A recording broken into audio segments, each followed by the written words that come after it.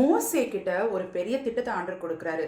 நீ தான் பார்வோன் இடத்துல இருந்து இஸ்ரவேல் ஜனங்களை எகிப்திலிருந்து கொண்டு வரணும் அப்படின்ற ஒரு திட்டத்தை கொடுக்குறாரு. திட்டத்தை கொடுக்கும்போது நீ நீ போ பார்வோன் ராஜா இடத்துக்கு போ அப்படின்னு சொல்லாம உன்னை அனுப்புவேன் வா என்றார். ஏன் அனுப்புவேன் போன்னு தானே சொல்லணும், ஏன் ஆண்டவர் அனுப்புவேன் வா என்றார் அப்படின்னா, மோசேவே நீ இந்த திட்டத்தை நிறைவேற்றுவதற்கு நீ முதல்ல போறது இல்லை. இந்த திட்டத்தை நீ நிறைவேற்றுவதற்கு நான் என் பிள்ளைகளுக்காக முன்னாடி போறேன். யூ ஜஸ்ட் அசிஸ்ட் மீ அப்படின்னு சொல்றாரு.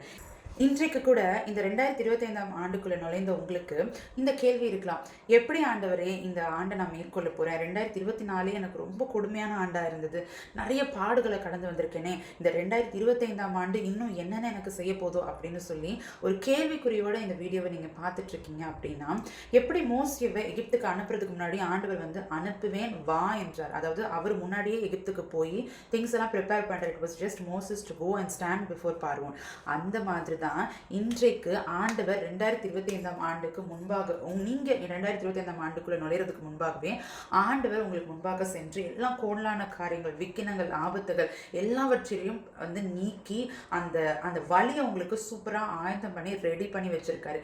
இப்போ நம்ம பண்ண வேண்டியதெல்லாம் என்னன்னா, விசுவாசத்தோடு ஆண்டவர் வான உள்ள சொல்லும் போது அழகா தைரியமா விசுவாசத்தோட நம்ம புது வருடத்துக்குள்ள அடியெடுத்து வைக்கிறது தான் நமக்கு ஆண்டு கொடுத்திருக்கிற ஒரு காரியம்.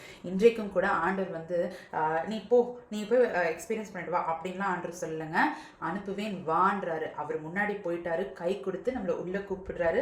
ஸோ தைரியமா 2025ஆம் ஆண்டுக்குள்ள விசுவாசத்தோட, அதுதான் ரொம்ப முக்கியமான ஒரு காரியம். நிறைய வாக்குத்தத்தங்களை நம்ம பெற்றிருக்கலாம், ஆனால் அந்த வாக்குத்தத்தங்கள்லாம் நம்ம வாழ்க்கையில பலிக்கணும் அப்படின்னா நம்முடைய விசுவாசத்தை இந்த வருடத்துல நம்ம அதிகப்படுத்தணும். விசுவாசமா ஆண்டவர் எனக்கு நிச்சயமா செய்வார் அப்படின்ற நிச்சயத்தோடு இந்த 2025ஆம் ஆண்டுக்குள்ள நம்ம அடியெடுத்து வைப்போம். ஸோ அந்த பயங்கள், கேள்விகள் எல்லாவற்றையும் மறந்துடுங்க. ஏன்னா ஆண்டவர் முன்னாடி போயிருக்கிறாருங்க. ராஜாதி ராஜா, கர்த்தாதி கர்த்தா, அவருடைய பிரச்சனை நமக்கு முன்பாக போயிருக்கு. இனிமே எல்லாமே ஜெயம் தான் நமக்கு.